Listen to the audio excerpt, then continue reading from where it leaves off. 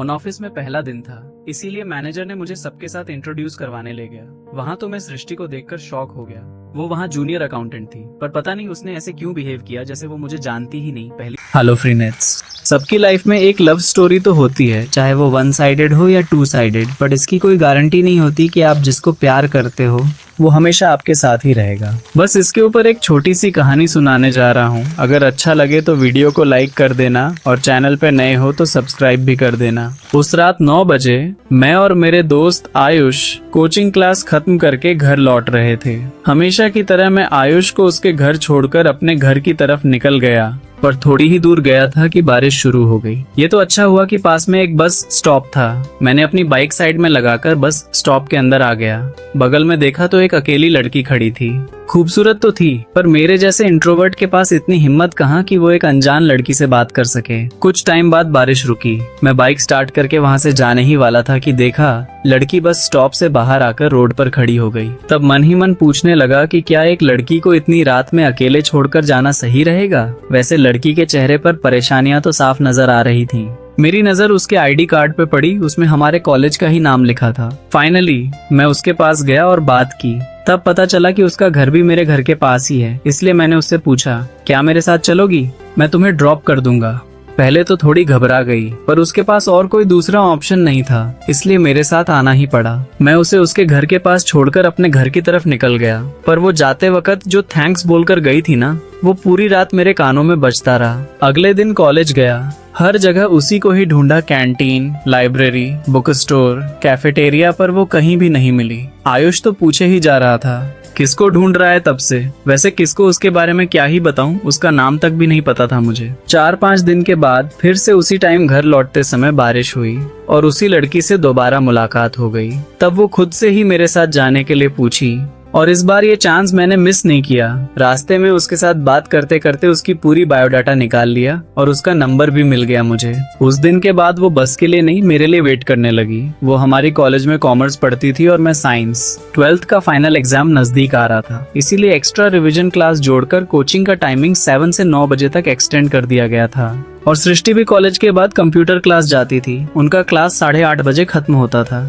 वहाँ केसरी नगर को कोई डायरेक्ट बस नहीं है, इसीलिए वो एक बस से PMG स्क्वायर तक आती है और वहाँ से मैं उसे पिकअप करता हूँ। हाँ, उसका नाम सृष्टि है, कॉमर्स की फाइनल ईयर स्टूडेंट। काश ये कोचिंग क्लास 1 साल पहले 9 बजे तक एक्सटेंड हो जाता तो फर्स्ट ईयर में ही वो मुझे मिल जाती। अब तो टाइम ही नहीं है मेरे पास। एग्जाम को सिर्फ 1 महीने बाकी है। समझ में नहीं आता लड़की पर फोकस करूं या एग्जाम पर। पता नहीं 1 महीने के बाद हम कभी मिल पाएंगे भी या नहीं। कोई बात नहीं, जितना भी टाइम उसके साथ मिलता है उसे अच्छे से स्पेंड करना है बस। जो भी बातें होती थीं, उसी 20 मिनट में जब मैं उसे बस स्टॉप से घर छोड़ता था, फिर रात को मैसेज में घर वालों से छुपकर। एग्जाम के लिए भी तो पढ़ना है, इसीलिए 1-2 बजे तक जागना पड़ता था। देखते देखते कब एग्जाम शुरू हो गया पता ही नहीं चला। एग्जाम का पहला दिन तो मैं कभी नहीं भूल सकता। एग्जाम में एक बेंच पर 2 लोग बैठते थे, अलग अलग स्ट्रीम के, जैसे कि साइंस आर्ट्स, कॉमर्स साइंस, और मेरे बेंच में सृष्टि बैठी थी। ऐसा लग रहा था कि भगवान खुद हमें मिलाना चाहते हैं। समझ में नहीं आ रहा था एग्जाम पेपर को देखूं या उसे। एग्जाम खत्म हुआ,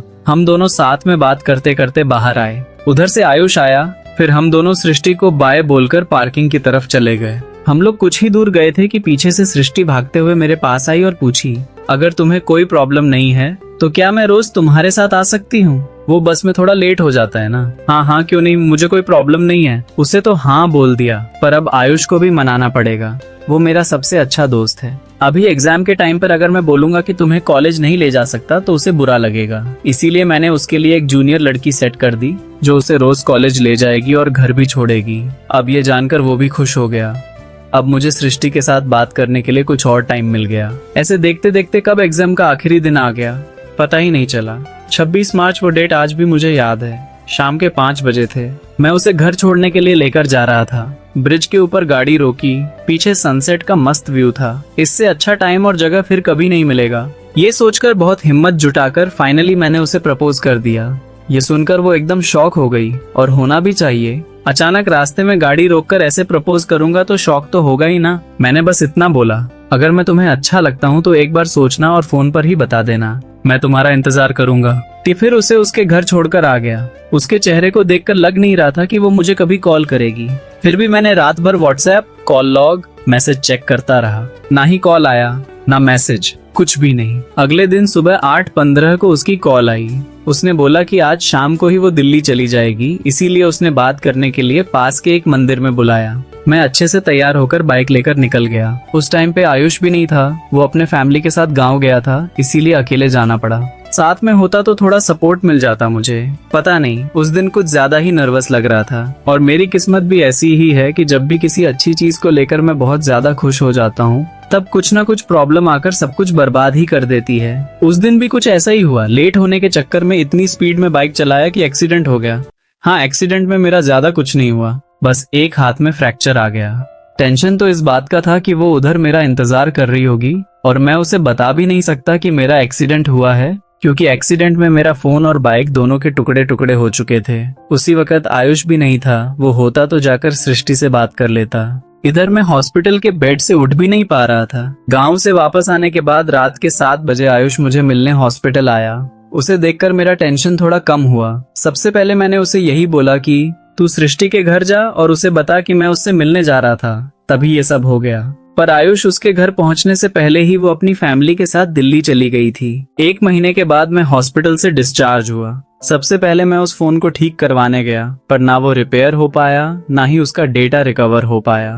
उसी में ही सृष्टि का फोन नंबर था। अब मैं कैसे उसके साथ कांटेक्ट करूंगा समझ में नहीं आ रहा था। सोशल मीडिया में भी उसकी कोई अकाउंट नहीं था और कॉलेज में उसकी एक ही फ्रेंड थी सुजाता, उसे भी सृष्टि का नंबर नहीं पता था और उसकी मामी का जो नंबर था वो भी नॉट रीचेबल दिखा रहा था। शायद वो कभी मेरी किस्मत में थी ही नहीं और हमारी ये कहानी शुरू होने से पहले ही खत्म हो गई। कुछ दिनों बाद कॉलेज का रिजल्ट भी आ गया। फिर मैं और आयुष इंजीनियरिंग कॉलेज में एडमिशन ले लिए। हाँ, बीटेक लाइफ में भी एक लड़की आई थी, ये स्टोरी फिर कभी सुनाऊंगा। 4 साल की इंजीनियरिंग खत्म होने के बाद प्लेसमेंट तो लग गया, पर मुझे किसी अच्छे आईटी कंपनी में जाना था, इसीलिए मैं मेरे भाई के पास आ गया। वो आईआईटी से कंप्यूटर साइंस करके एक अच्छी कंपनी में था और वैसे भी इंडिया का 30% आईटी कंपनी बैंगलोर में ही है, तो कुछ न कुछ अच्छा कंपनी मिल ही जाएगी। बस ये सोचकर मैं बैंगलोर आ गया। बहुत सारे इंटरव्यू में रिजेक्ट होने के बाद फाइनली मुझे एक कंपनी में जॉब मिल गई।